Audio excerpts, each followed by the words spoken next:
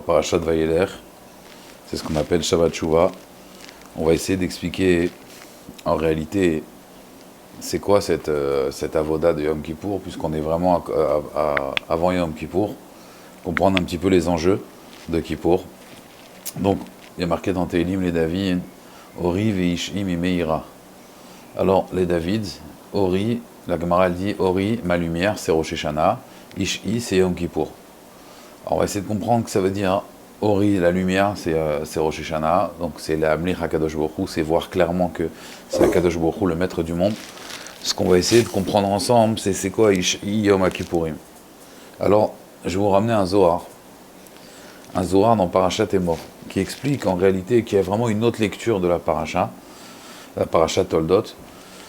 Et grâce à ça, on va comprendre un petit peu qu'est-ce que c'est le Seir HaMishtalea, donc le korban qu'on faisait à l'époque à Yom Kippour. Il y avait un korban qu'on faisait pour Hachem. Il fallait que les deux bêtes soient identiques. Ça c'est marqué dans la Mishnah dans Masechet Yoma. Et ensuite, il y en avait un qu'on amenait pour Hachem et l'autre qu'on amenait la Azazel. Et on va dire, la Azazel, c'est-à-dire qu'on prenait ce bouc et on le jetait au haut d'une falaise. Et c'était apparemment pour le Satan. Donc on va essayer de comprendre un petit peu qu'est-ce que c'est que cette idée-là des deux boucs expiatoires. Et on a bien l'impression que Kippour, à part le fait de jeûner, toute la avoda du Kohen Gadol, on va dire, elle tourne autour de ça, autour du korban pour Hachem et du korban la Azazel. Alors le Zohar, il explique en réalité que c'est ce qui s'est passé il y a des millénaires en arrière. Il y a marqué que Esav, il est venu voir Yitzhak. Alors Yitzhak, on sait que c'est la Midat Hadin, c'est la Gvura. Donc Yitzhak, il représente la rigueur. Vaï Kizaken Yitzhak, Vatir Ena Enav. Alors le Zohar, il dit Mirot. Ses yeux se sont affaiblis, c'est-à-dire qu'en réalité, on parle au moment de Rosh Hashanah. Et qu'est-ce qui se passe à Rosh Hashanah? Il y a Esav qui vient. Et Esav, Ésaü, donc son fils, lui représente aussi la rigueur. Et en réalité, lui, il lui dit en fait, va me chercher Tsaïdli, va m'amener une chasse. Vetsodali Tsaïd, amène-moi une Tsaïd, une chasse. En réalité, c'est amène-moi des accusateurs sur le Ham Israël.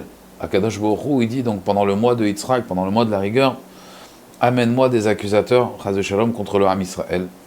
Et donc lui, il part maintenant amener des accusateurs contre le peuple juif, comme ça il explique le Zohar. Et donc, Yaakov Avinu, qu'est-ce qu'il fait? Yaakov Avinu, il va maintenant mettre des habits, c'est-à-dire qu'il va commencer à prier, et pas que prier, il dit le Zohar, il va faire aussi du shofar. Et ça répond à une question. Il y a marqué Akol, Kol Yaakov et Yadaim Yede Esav. Yitzhak, il dit ça c'est le Kol Yaakov. Et ça c'est les mains de Esav. On n'aurait pas dû dire le Kol, c'est-à-dire, on aurait dû dire le Dibour de Yaakov. On sait qu'il y a une différence entre Kol et Dibour. Le Gaon de Vilna, il explique, quand Sarah Imenu, elle a dit à Avraham Avinu, qui était l'homme du Chesed, de renvoyer Ishmaël, donc ça ne lui a pas plu. Et comme ça ne lui a pas plu, alors il a décidé finalement de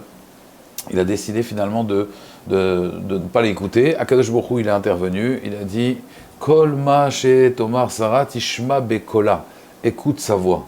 Et alors il explique, le Gaon de Vilna, pourquoi il va marquer tishma bedibura, pourquoi il va marquer tishma bekola. Kol, c'est un son, c'est-à-dire c'est intelligible.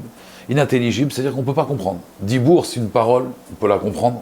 Un kol, c'est quelque chose qu'on ne comprend pas. Un kol, c'est un son. Et donc, tishma bekola, c'est-à-dire que même si tu ne comprends pas ce qu'elle dit, avec le son de sa voix, tu dois l'écouter. Ça, c'est tishma bekola. Et donc, quand il y a marqué ici, à kol, kol Yaakov, un kol, c'est pas un dibour.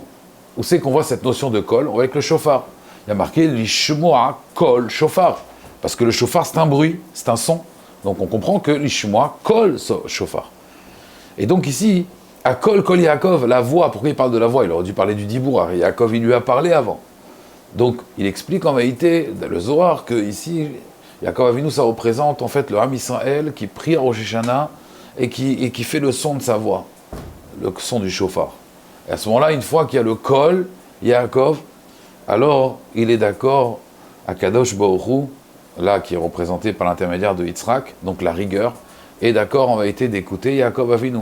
Et quand maintenant le Mekatreg, l'accusateur, il va revenir, l'accusateur revient, à ce moment-là c'est trop tard. c'est trop tard, et c'est ça le col qui est Mébalbel le Satan, puisqu'on sait que la Gemara dans Shana, elle dit pourquoi on sonne 2 fois, c'est pour être Mébalbel le Satan. Rachid dit, il montre combien on est chaviv, les mitzvot, combien elles sont importantes à nos yeux, il ne peut plus nous accuser. D'après en tout cas l'explication de Rashi. Donc le col à chauffard, c'est ce qui perturbe le Satan, donc Esav il revient après de la chasse, et c'est trop tard, ça y est. On a reçu les brachot, donc l'accusateur n'arrive pas. Alors il dit le Zohar, il faut continuer, on va été la suite des parachiotes. Après, dans Parashat Vayishlach Yaakov, là-bas Yaakov il veut retourner maintenant en Eretz Israël, alors il va envoyer une mincha à Esav, il va envoyer un cadeau à Esav. Oula yechapera panav. Et il dit le Zohar, le cadeau qu'il a donné à Esav, c'est quoi ce cadeau-là? C'est le Sir, la Azazel. C'est le cadeau qu'on va faire, nous, la Azazel, pour le Satan. Donc maintenant, Esav, il revient avec ses 400 hommes, avec ses accusateurs, et nous, on va lui donner un korban, et là, yechapera panav, là, ça va le calmer. Et ensuite, Esav, il veut rester avec nous, et là, Yaakov, il lui dit, non, regarde, laisse-nous. Yaakov, il va dans la souka, et il reste dans la souka, jusqu'à, on va dire, la fin de la fête, et Esav s'en va à Seir, avec son korban, et nous, on rentre dans la souka. En fait, en rentrant dans la souka, on se sépare complètement, en fait, de Esav. Ça, c'est l'explication du Zohar. Mais il faut comprendre une chose. Qu'est-ce que ça veut dire qu'on va donner un Seir au Satan? Chas v'shalom. Vous savez que c'est ramené qu'il y avait une fois un grand Mekoubal en Italie. Ce Mekoubal-là, il a voulu faire amener le Mashiach rapidement, donc il a commencé à utiliser des Shemot, des noms d'Akadosh Baruch Hu, et il a réussi à rendre prisonnier le Satan et sa femelle, le Samech même, avec la Yutet, les deux, il a réussi à les prisonnier, et avec des Shemot Akdoshim, il a réussi à les attacher. Et à ce moment-là, il s'est dit, le Satan est attaché, maintenant le Mashiach peut venir. À ce moment-là, c'est ramené dans le Sefer, que le même tête, le Malach même tête, Matatron, il est venu, le Sarapanim, l'ange de là-haut, il est venu le voir, il lui a dit, surtout, ces 2 chiens, ils avaient la forme d'un chien, ces 2 chiens, tu leur donnes pas à manger, tu leur donnes rien du tout. Il a dit, d'accord, il a accepté, et puis le temps passe, et les chiens, ils aboient, et ce Rav, il avait beaucoup de rachamim. Alors ils lui ont dit, donne-nous au moins quelque chose, regarde, de toute façon, on est à ta portée. Alors il leur a donné juste du parfum à sentir. Et ce parfum, dès qu'ils l'ont senti, ils se sont détachés, et là, ce Rav et toutes ces Bnei Chaboura, ils sont morts dans des conditions atroces. Et l'idée, c'est quoi? Il explique que Mefarshim, c'est que quand il lui a donné, en vérité, une encens, c'est comme si il a donné une encens à la Vodazara, puisque c'était le Satan et sa femelle. L'idée, c'est que le Satan, on ne doit pas normalement négocier avec lui. Donc, qu'est-ce que ça veut dire qu'on prend ce Seir la Azazel et on donne au Satan? Normalement, on ne doit pas discuter avec lui. Si on commence à faire des compromis, on sait très bien que c'est la fin de tout. C'est quand on commence à discuter avec le Satan, c'est là qu'on est vulnérable. On fait des compromis, on ne doit pas faire ça. Donc, qu'est-ce que ça veut dire qu'on prend ce Seir Mishtale et qu'on l'envoie? Alors, le Ramban Nachmanide, il explique dans Parashat Emor, dans Parashat Achamot, qu'en réalité, c'est une idée de shohad. C'est-à-dire qu'on fait du shohad au Satan, des pots de vin. C'est-à-dire qu'on veut l'acheter, en fait, et donc on lui donne la Azazel pour qu'il nous laisse tranquille. C'est comme l'Avdil à un chien, on lui donne son petit nonos, son petit os, et maintenant il nous laisse tranquille, voilà, on l'a acheté avec ça. Mais il faut comprendre en réalité, l'idée, elle est beaucoup plus amok que ça, beaucoup plus profonde que ça. Et l'idée en réalité de donner au Satan, de donner quelque chose au Satan et de nous rentrer dans la soukha, c'est qu'en réalité, on va reprendre le pasouk, les David, Hashem, Or'i, Veish'i. Les David, Hashem, Or'i. Hashem, c'est ma lumière. Ça, c'est Rosh Hashanah. On comprend en réalité que toute l'année, on s'est écarté d'Akadosh Baruch Hu. Là, on est dans une période à Melech Bassadeh. Et donc, on comprend qu'on s'est écarté d'Hachem toute l'année. À Rosh Hashanah, on doit avoir une lumière, de comprendre en réalité qu'il y a un bon Dieu sur terre. C'est lui le Melech HaOlam. C'est lui le Melech HaOlam. Les commentateurs, ils posent la question. Vous savez que si quelqu'un dans la Hamida, il dit à quel Akadosh, pendant la Serat Yemei Tshuva, depuis Rosh Hashanah jusqu'à Yom Kippour, il n'est pas quitte. Il n'est pas Yotze de la Tfila. Et pourtant, les commentateurs demandent qu'est-ce qui est le plus grand de louange. Si je vais voir un homme, je lui dis tu es mon Dieu, ou je vais le voir et je lui dis tu es mon roi, c'est quoi la plus grande chose? C'est bien sûr tu es mon Dieu. Alors pourquoi si je dis à Melech HaKadosh, d'accord, pendant cette période-là, si je dis à El HaKadosh, je ne suis pas quitte de la Hamida. Normalement, ça devrait être le contraire. Toute l'année, on devrait dire à Melech HaKadosh, et là, on devrait dire à El HaKadosh. Un Dieu, c'est plus puissant qu'un roi. Et pourtant, pendant cette période, si on dit à quel HaKadosh dans la Hamida, au lieu de dire à Melech HaKadosh, on n'est pas quitte. Et là, les Mufashim, ils expliquent la chose suivante, c'est que Imaginez-vous maintenant que moi, j'achète un zoo, le zoo de la Barbenne à Marseille, et j'ai gagné au loto, je nourris les animaux pendant 1 an. C'est moi qui les nourris, avec mes fonds personnels. Est-ce que je vais m'appeler le roi des animaux? Non. Il dit, c'est ça qui a marqué dans le Passouk, qu'il Hachem Ameloucha ou Moshel Bagoïm. Maximum, je vais être un Moshel, je vais régner sur les animaux. Mais je ne peux pas m'appeler le roi des animaux. Pourquoi? Parce que je ne suis pas un animal. Alors je peux régner sur les animaux, mais pas être le roi des animaux. Pendant cette période, on est tellement haut, on est tellement saint, qu'on peut appeler Akadosh Baruch Hu Meler. Toute l'année, on l'appelle notre Dieu. Les Goïm aussi, c'est leur Dieu. C'est un Dieu, c'est un créateur. Mais de dire Meler, ça veut dire qu'Akadosh Baruch Hu, quelque part, on est arrivé à un niveau où on peut appeler Akadosh Baruch Hu notre roi. Ça veut dire qu'on est à ce niveau-là. On est Chelek Eloka Vimal, on est une période où la Neshama, elle peut s'exprimer pendant ces 10 jours. Et donc on est à ce niveau-là qu'on peut appeler Akadosh Baruch Hu Meler. Ça c'est à Rosh Hashanah. Rosh Hashanah, on prend cette conscience qu'en réalité, le corps n'est qu'un décor, et que tous les besoins du corps c'est qu'un moyen, mais le but c'est de servir Akadosh Baruch Hu, c'est lui le Melech HaOlam, c'est lui qui décide tout, c'est lui qui peut tout décider, c'est lui qui peut tout changer. Ça c'est Ori. Mais Ishi, c'est autre chose. Ishi, c'est délivre-moi. C'est-à-dire qu'à un moment, il faut savoir dans quel machané on appartient, à quel camp on appartient. Est-ce qu'on appartient au camp de la Gdusha ou malheureusement au camp de l'impureté? À un moment, il faut savoir où on est. Il faut savoir quelles sont notre attirance. Par quoi on est attiré. En effet, imaginez-vous quelqu'un qui malheureusement n'est pas religieux. Il va rentrer dans une synagogue, il va voir des gens lire Télim. Lui, il n'est jamais rentré dans une synagogue. Ça ne l'intéresse pas, il va partir. Ça, c'est normal. Alors pourquoi un type qui est religieux, quand il va s'approcher d'un téléviseur, il va vouloir regarder? De la même façon que le type qui n'est pas religieux, ça ne l'intéresse pas. De la même façon, toi, ça ne doit pas t'intéresser. Et la maille, il faut, en vérité, la Yeshua, c'est pouvoir se détacher, en vérité, du Satan. Se détacher, c'est-à-dire, c'est essayer de prendre le Yetzirah qu'on a à l'intérieur de nous et de le renvoyer au Satan. Comme avec Esav. Avec Esav, on a prié. Esav, il est revenu. Le Satan, il a vu qu'il ne pouvait pas être Mekatreg. C'est quand que le Satan, il est Mekatreg?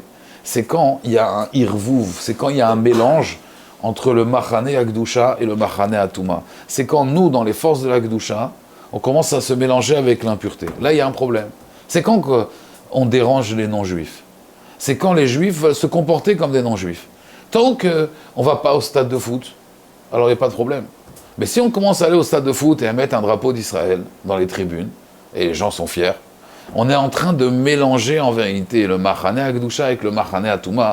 Alors là, il y a des accusateurs. Mais à partir du moment où les choses sont claires, Yaakov, il va dans la soukha, et Esav, il repart Béhar Seir. Alors c'est terminé, on a vraiment une différence. Regardez ce qu'il y a marqué. Il y a marqué sur Esav, Al-Chor Becha Tiryeh, tu vivras par ton épée. Les Chorah, c'est un meurtre. Or, qui c'est qui aime les meurtres? Personne n'aime les meurtres.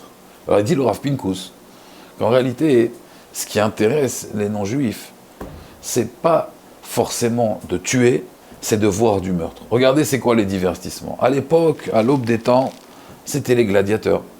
Après, c'était les corridas. Et ils étaient contents quand le taureau arrivait à tuer le corridor.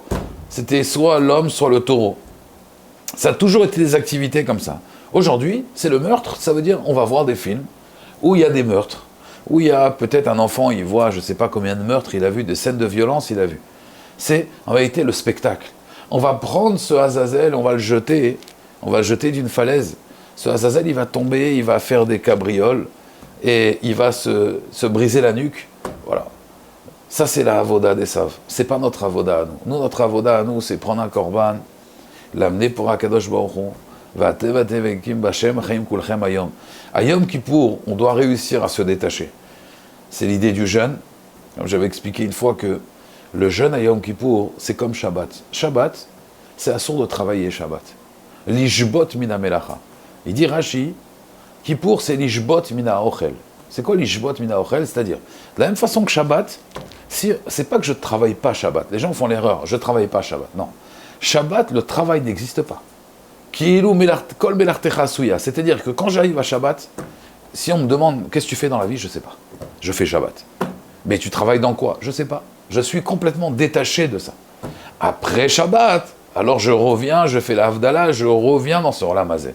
Mais pendant Shabbat, et d'ailleurs ceux qui font vraiment Shabbat, Mikol Alev, ils ressentent que de tout leur cœur, vraiment, ils font Shabbat avec la Neshama. Ils sentent que le Shabbat, ils sont complètement déconnectés du Olam Hazé. Ils sont complètement déconnectés. On est dans un autre monde. On va sortir dehors. On va voir peut-être des voitures au centre-ville. Mais on est complètement déconnectés. On est dans un autre monde. On est dans un autre monde. Ça, c'est l'ishbot mina melacha. C'est-à-dire être détaché complètement de tout ce qui est travaux. On n'est qu'une Neshama, on est spirituel. À Yom Kippour, c'est encore plus haut. Pourquoi on appelle ça Shabbat, Shabbaton?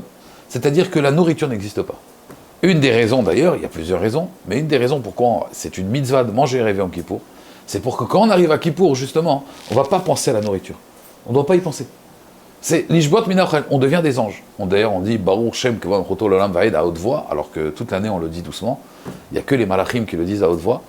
On arrive à Kippour, à une madriga, on est complètement détaché de tout ça. On est complètement détaché de tout ça. On est comme des malachim, comme des anges.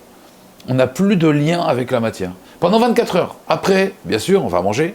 On est des êtres humains, Kadosh Baruch Hu, il ne nous a pas fait descendre sur terre pour qu'on soit des anges, mais pour qu'on arrive avec un corps se rapprocher de lui. Mais pour ça, il faut avoir le pouvoir de se déconnecter. Et David, Oriv et Ish'i, c'est Yom Kippour, c'est-à-dire que j'arrive à me déconnecter, j'arrive à être entièrement une Neshama. Et donc une Neshama, elle ne se nourrit pas de nourriture, elle se nourrit de nourriture spirituelle, elle se nourrit de tfilot, elle se nourrit de Itkarvut Lachem, d'une proximité à Hachem.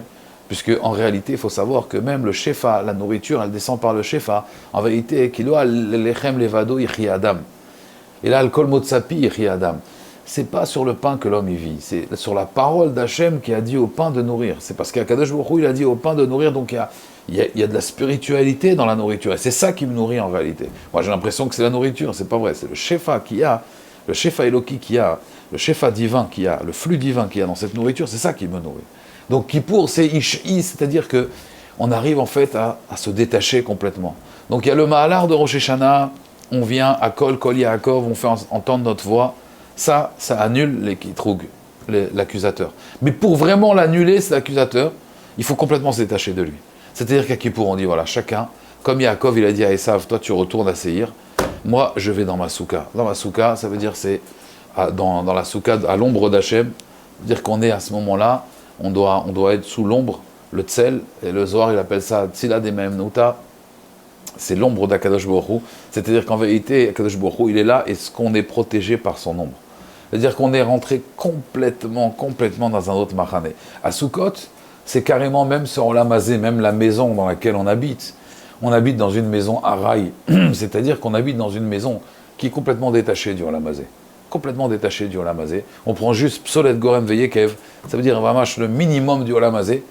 Et là, c'est même plus juste la nourriture, c'est, comme ils disent les Mefarshim, il y a deux mitzvot dans lesquels on est complètement immergé. Il y a le mikvé et il y a la souka. La souka, c'est tout le corps qui rentre dans la mitzvah. Et comme je vais expliquer une fois, vous savez, il y a ce qu'on appelle le Hadbash. Aleph, c'est Tav. Le bet, c'est le shin. Ça veut dire c'est les lettres, en vérité, on prend les premières lettres et les dernières lettres, et on les change comme ça. C'est ce qu'on appelle un Hadbash, c'est un des codes secrets de la Torah. Et en Hadbash, mitzvah, le même, en Hadbash, c'est un yud. Et le tzaddik, c'est un he. Ça fait yud ke vav ke. En vérité, la mitzvah, c'est Hachem. C'est Hachem qui se cache dans la mitzvah. Et pourquoi les dernières lettres, vav e, ça reste yud ke vav ke. Et pourquoi le même et le tzaddik, je suis obligé d'être mis à peroto? Parce que la mitzvah, c'est quand même quelque chose de matériel. Même quand je mets mes tefilines, je fais une action matérielle. Mais j'arrive en vérité à Sukkot à être mis à per, à changer complètement en vérité ce même en yud et ce tzaddik en he, et j'arrive à yud ke vav ke.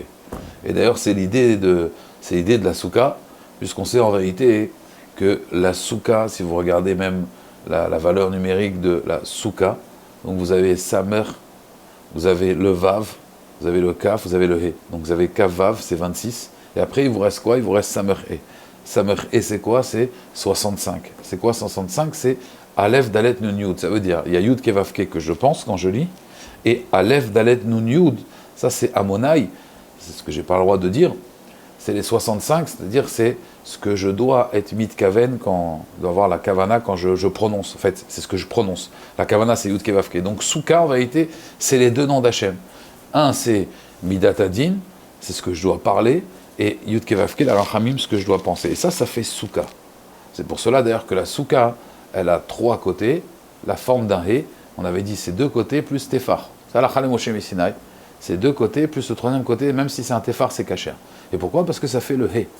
Donc on est complètement en vérité avec Akadosh Baruch Hu.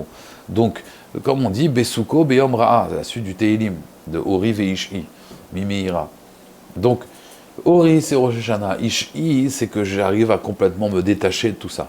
Donc, toute la avoda de Kippour, c'est d'essayer de se détacher. C'est pas, genre, si quelqu'un fait Kippour, et il pense à chaque fois, c'est quand que je vais manger, et qu'est-ce que tu vas manger ce soir, et qu'est-ce qu'on va manger, et comment on va casser le jeûne, et où on va casser le jeûne. Et nous, on a un minag comme ça de casser le jeûne, et l'autre, il a un autre minag de casser comme ça le jeûne. Encore une fois, les minagim, c'est très bien, c'est Milachon Anaga, mais l'idée, c'est Vadaï, au moment de Kippour, c'est de ne pas penser à ça, c'est d'être complètement dans ce Kippour-là, et ça, c'est Mechaper. Pourquoi c'est Mechaper? Pourquoi ça pardonne? Parce que là, l'accusateur, il peut plus, on n'est plus dans son domaine. On n'est plus dans son domaine, on s'est séparé de lui. Donc ce Azazel, en vérité, c'est l'idée de prendre ce Yetzirah-là et de, ça en vérité, choisir son camp. Il faut choisir son camp. À Kippour, on doit choisir son camp. À Rosh Hashanah, on doit prendre conscience et on doit prier Hachem. À Kippour, c'est la tchouva. La tchouva, l'idée de la tchouva, c'est d'apprendre à se détacher, dit le Rambam. La personne doit devenir une autre personne. C'est en vérité choisir son camp Kippour. Ça, c'est toute la voda en vérité de Kippour, d'arriver à dire à Melech HaKadosh, on est avec toi, Kadosh Baruch Hu, tu es notre roi, tu n'es pas seulement notre Dieu, pas seulement notre créateur. Vous savez que la Gemara dit dans Masechet Brachot, au nom de Rabbi Yohanan, Kol bracha she'en ba malchut en bracha. Toute bracha où il n'y a pas marqué Melech HaOlam, ce n'est pas une bracha. Les Juifs, on a besoin de dire Melech HaOlam, parce qu'encore une fois, c'est une erreur de dire que nous on croit en Dieu, nous on croit en notre roi. Kadosh Baruch Hu, c'est un roi, c'est plus encore. C'est Avinu Malkenu, c'est notre père, notre roi. Im Kevadim, Im Kavadim. On rapporte au nom du Khatam Sofer qu'une fois, le Khatam Sofer, il avait sa veste, et il y avait un bouton de la veste qui était défait. Alors il a appelé sa fille, et il lui a dit, ma fille, tu peux me coudre ce vêtement, c'était Erev Rosh Hashanah, est-ce que tu peux me recoudre ce bouton? Sa fille, elle a dit, bien sûr. Elle revient une demi-heure après, avec la veste et le bouton qui était cousu. Il regarde la veste, il dit, c'est pas toi qui l'as cousu, t'as donné ça à la servante. Elle lui dit, oui. Il dit, mais comment tu sais? Tiens, Roi HaKodesh. Badaïk, le Khatam Sofer, il avait Roi HaKodesh, il avait l'Esprit Saint. Mais il lui a dit, tu sais, c'est très simple. J'ai pas Roi HaKodesh dans ça. Il lui a expliqué. Ma fille, cette veste, à part le bouton, elle avait un trou à l'intérieur. Si c'est une fille qui va coudre le vêtement, si c'était toi, alors tu aurais cousu le bouton, mais tu aurais cousu aussi l'intérieur. Tu aurais vu un trou, tu aurais voulu coudre. La servante, elle, tu lui donnes le bouton à faire. Elle va coudre le bouton, mais elle ne va pas s'occuper du reste. Et il a dit, d'ailleurs, ma fille, c'est ce qu'on dit dans la tfila, im kebanim, im ka'avadim. Si c'est comme des enfants, c'est comme des serviteurs. Im kebanim, si c'est des banim, une avodat Hashem d'enfant, c'est quelqu'un qui va aller jusqu'au bout, qui veut servir son père. Im ka'avadim, alors terachem alenu, kerachem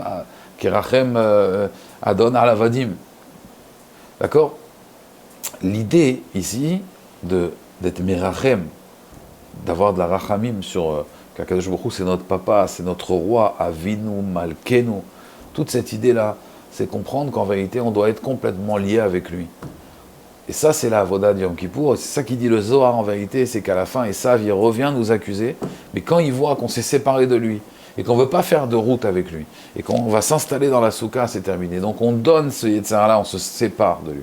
Le Azazel, c'est la partie en vérité qu'on a, qui est ce parti Azazel du Yetzirah, on lui donne, on veut se détacher de tout ça, et on veut être shayach, on va avoir un rapport en réalité qu'avec la Kedusha. Apprendre à penser comme un juif, apprendre à se détacher de Esav. Et malheureusement, cette ashpa'a, elle est de plus en plus grande, jusqu'à que Mashiach vienne. Et c'est très dur, il faut savoir que la solution de l'antisémitisme, c'est pas d'essayer de justement leur ressembler, de leur dire qu'on est pareil que vous, au contraire. Si on va dans le machané, dans le camp de l'impureté, c'est là qu'il y a une confrontation. Qu'est-ce que vous faites ici? Si il y a une séparation, au contraire, nous on est dans la Kedusha, nous on a d'autres valeurs, vous avez d'autres valeurs, vous allez au stade et nous on va au Beth Midrash, tout se passe bien. À partir du moment où les goïms ils nous voient y arriver au stade, ils ne comprennent pas. Quand je dis le stade, je peux dire le cinéma, je peux dire toutes sortes d'autres valeurs qu'ils ont quand on va épouser leurs valeurs. Alors c'est là qu'il y a une confrontation en vérité, c'est là qu'il y a de l'antisémitisme. Donc ça ne sert à rien de faire toutes sortes de manifestations C'est pas ça qui va changer les choses. Le Zohar, il nous a déjà prévenu. À Kol Yaakov Yadaim Yedei Esav. Quand il y a le Kol du shofar, c'est-à-dire cette shaykhout avec Hachem. Yom Teruah. Midrash, il explique c'est quoi Yom Teruah. Il y avait un enfant qui s'est disputé avec son père. Et son père, c'était le roi. Et le roi l'a renvoyé du royaume parce qu'il se comportait mal. Et voici qu'au bout de 30 ans, l'enfant il revient. Mais l'enfant il a changé de visage. C'est un homme maintenant. Et sa voix elle a changé de timbre.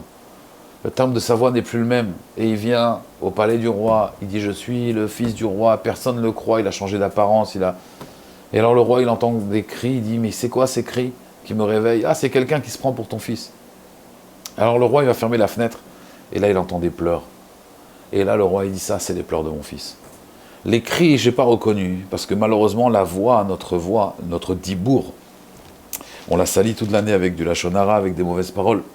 Mais le pleur, le cri de l'âme, ça, Kadosh Baruch Hu, il reconnaît. Quand on fait du chauffard, alors là, ça réveille, c'est Troat Melerbo, c'est la terroir qui vient de l'intérieur. Ce son du chauffard, quand il vient de l'intérieur, alors à ce moment-là, Kadosh Baruch Hu, là, il reconnaît les pleurs de son fils. C'est pour cela que, quand on a expliqué qu'il y a la tkiyam et la troa c'est des pleurs. Et une marloquette, c'est quoi les pleurs? Est-ce que c'est saccadé? Est-ce que c'est des pleurs qui sont encore plus saccadés? Donc là, Kadosh Baruch Hu, il entend ces sons-là. Et ça c'est à Kol Yaakov. Mais ça ne s'arrête pas là. On pleure, c'est bien. Mais après, qu'est-ce qu'on fait à Kippour? Il y avait une synagogue, vous avez un minag. Ils venaient que à Kippour. Et alors, le Rav, il leur avait dit une fois, Kol Nidre, l'année prochaine, ce sera à 6h30. Alors ils ont posé la question, ils ont dit mais pourquoi tu nous donnes des horaires dans l'année prochaine? Il a dit parce que je sais que je ne vous verrai pas après. Donc ça c'est pas Kippour. Kippour, venir à Kippour, et une fois qu'on entend la sonnerie, ça y est on va partir, et on oublie tout ça, on oublie toute cette aventure avec Akadosh Baruch Hu, c'est Chaval. Il faut une continuité, il faut un Hemsher. D'ailleurs comme ça il explique le Chida. Le Chida il pose la question, vous savez, il y a marqué, à Rosh Hashanah on a fait le Seder, il y a marqué que on doit être Melim Mitzvot Karimon. Et pourtant, la Gemara, elle dit, doit être remplie de mitzvot comme la grenade. Et pourtant, la Gemara, elle dit que Kepela Rakater, la Gemara, elle est doréchet que, comme la grenade, la Gemara, elle dit, c'est les ignorants, que même les ignorants en Torah, ils sont beaucoup de mitzvot karimon. Alors, il demande la Gemara, il demande le Chida, pardon, on voit bien que la grenade, ça représente les ignorants du Ham Israël. Donc pourquoi on mange la grenade? Alors il explique en réalité, bien sûr la grenade elle est remplie de mitzvot. Mais c'est quoi le problème? Pourquoi la Gemara elle est très péjorative avec la grenade? Il dit le Rida, parce que le problème c'est que les gens font une mitzvah comme la grenade. Vous voyez la grenade, chaque grain il est séparé. C'est-à-dire qu'on fait une mitzvah, et puis après on arrête. Puis après un jour on fait une mitzvah, un jour on fait mincha, puis on arrête. Un jour on fait shacharit, et puis on arrête. Non, on ne doit pas être comme le rimon. On doit être rempli de mitzvot, mais pas comme le rimon. Le rimon c'est les ignorants. Pourquoi? Parce que les ignorants, ils font des mitzvot, mais il n'y a pas un ma'alach, il n'y a pas une continuité. Ça veut dire que nous, il y a ce qu'on appelle mitzvah goret mitzvah. Une mitzvah, elle entraîne une autre mitzvah. Je fais la prière le matin, et après ça, je vais faire mincha, et après ça, je vais faire arvit. Au milieu, je vais peut-être étudier. Donc il y a un ma'alach. C'est pas une mitzvah ici, une mitzvah ici, une mitzvah ici. Alors c'est vrai que à la fin, ces juifs-là, ils font quand même beaucoup de mitzvot, et c'est bien. Mais l'idée, c'est de rentrer, c'est de choisir son camp, c'est de continuer en fait dans ses mitzvot. Et pas être comme la rimon, que chaque mitzvah, elle est séparée. C'est-à-dire qu'aujourd'hui, il a fait une mitzvah, dans un mois, il fera une autre mitzvah qui n'a rien à voir avec cette mitzvah. Alors c'est déjà bien, bien sûr, c'est déjà des mitzvot, mais le but des mitzvot, c'est mitzvah goret mitzvah, c'est choisir son camp, faire partie du machane à Kedusha, renvoyer complètement Esav, et faire partie complètement du malar de la Kedusha. Ça, c'est l'expérience qu'on peut vivre, c'est le programme en réalité que Chachamim nous ont fixé, pour essayer, Bezrat Hashem, de se rapprocher d'Akadosh Baruch Hu pendant cette période extraordinaire et de terminer dans la Souka, d'être complètement à l'ombre de Akadosh Baruch Hu. Shem Izakenu, Bezrat Hashem, Shana Tova, Skushem Rabot, Neimot Vetovot, et que Bezrat Hashem des brachot sur l'âme Israël. Amen, Keni Ratzon.